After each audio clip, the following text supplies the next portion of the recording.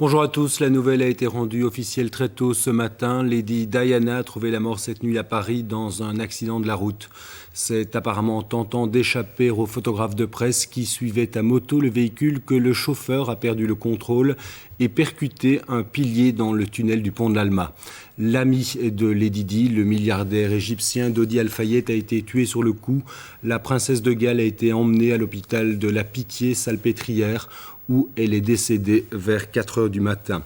La famille royale britannique s'est dit profondément choquée et anéantie par la nouvelle et le prince Charles a quitté en début d'après-midi l'aéroport d'Aberdeen en Écosse pour Paris.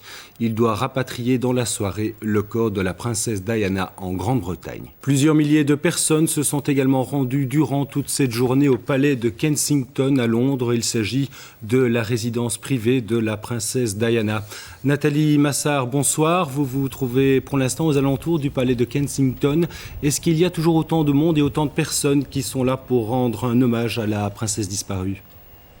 Oui Thierry, il y a toujours des milliers et des milliers de personnes qui continuent en effet d'affluer dans les jardins de Kensington pour rendre un dernier hommage à la princesse, à tel point que la police a dû mettre en place un important dispositif de sécurité pour contrer l'afflux d'admirateurs ou de simples curieux. Des milliers de fleurs, des fleurs souvent emballées dans du simple papier journal, sont déposées tout le long de l'enceinte du palais. Des bougies sont allumées, des cartes sont déposées, des mots d'enfants, des ours en peluche, des mots d'adultes, des mots de malades du sida. Tous les Britanniques sont mobilisés face à cette tragédie. La chapelle où Diana aimait aller se recueillir est pleine d'admirateurs, de gens qui vont prier pour elle et sa famille. Bref, s'il fallait encore se convaincre de la popularité de la princesse Diana, c'est certainement ici, à Kensington Palace, qu'il fallait se trouver aujourd'hui.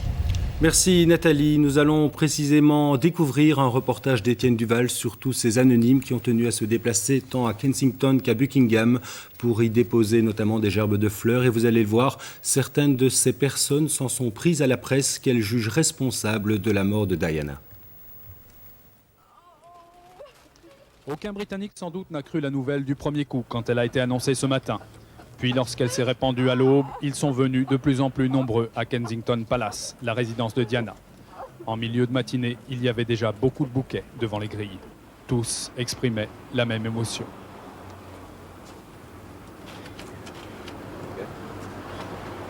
Elle est irremplaçable. Nous tenions absolument à exprimer notre deuil et notre respect.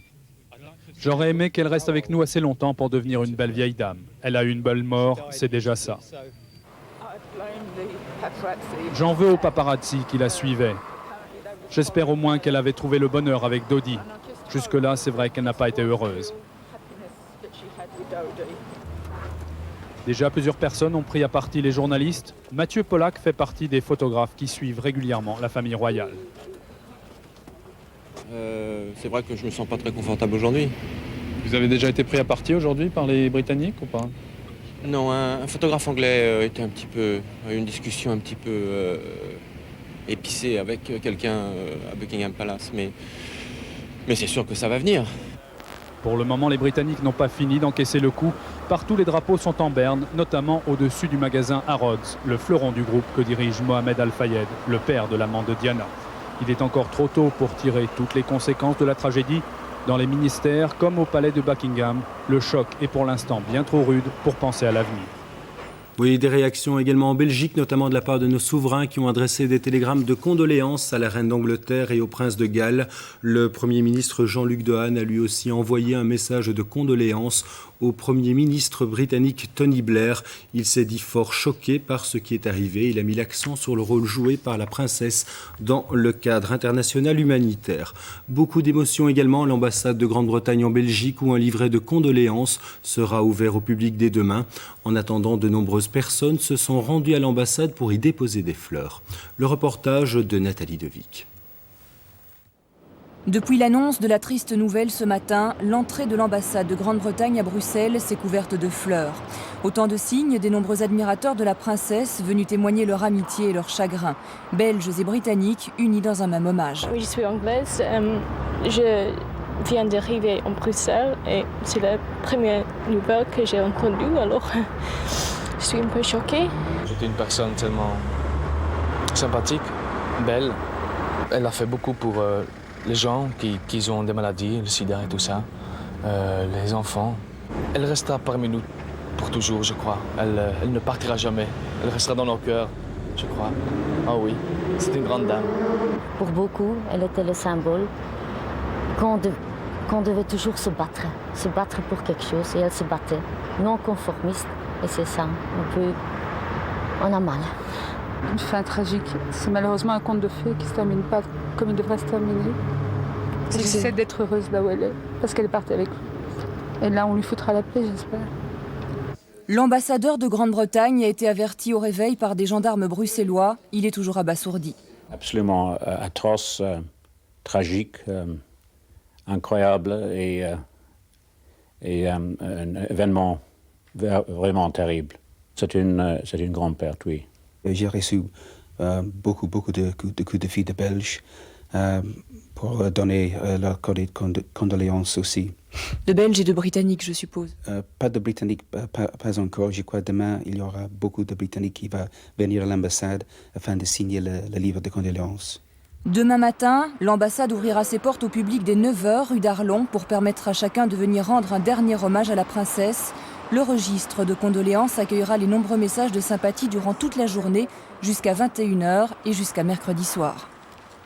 C'est donc en tentant d'échapper aux photographes qui les poursuivaient à moto que Lady Di et Dodi Al-Fayed sont décédés. Très vite sur les lieux, les paparazzis n'ont pas loupé l'occasion et les photos de l'accident sont proposées pour l'instant, on l'a dit, à travers le monde pour la somme d'1 million de dollars. Quoi qu'il en soit, toute la presse anglaise faisait aujourd'hui ses gros titres sur le décès de la princesse de Galles. Le reportage à Londres de Nathalie Bassard. La disparition de la princesse Diana fait bien entendu la une de tous les journaux aujourd'hui.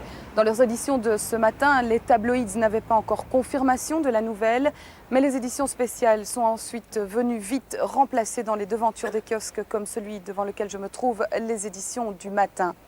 La presse populaire, les tabloïds font bien entendu les choux gras de l'événement, un événement avec un grand E, l'événement peut-être derrière lequel ils n'ont cessé de courir. Ironie du sort, les ventes ont battu tous les records. Le News of the World, le Sun dominical, ouvre plutôt sobrement. Vous pouvez lire en une, Dodi mort, Di gravement blessé. Cela n'a pourtant pas empêché le quotidien de ne pas modifier son article en page 2 où il affirmait que le prince William allait demander aujourd'hui même à sa mère de rompre avec le successeur désigné de Harrod. Même sobriété de ton pour le Sunday Mirror. On espère voir poindre une pointe de critique par rapport au paparazzi. Un espoir vite déçu cependant lorsqu'on lit le contenu de l'article. Même titre pour le Sunday Express qui montre et qui a choisi de montrer une photo de la voiture abîmée. Une touche plus sentimentale pour le Mail on Sunday. Il a choisi de montrer une Diana proche du peuple, la princesse des cœurs comme elle s'était elle-même qualifiée. Enfin, pour terminer cette rapide revue de presse, deux journaux, le Sunday Telegraph et le Sunday Times, réputés plus sérieux que leurs concurrents de la presse à scandale. Le Sunday Telegraph montre du doigt et se montre plus critique les paparazzis.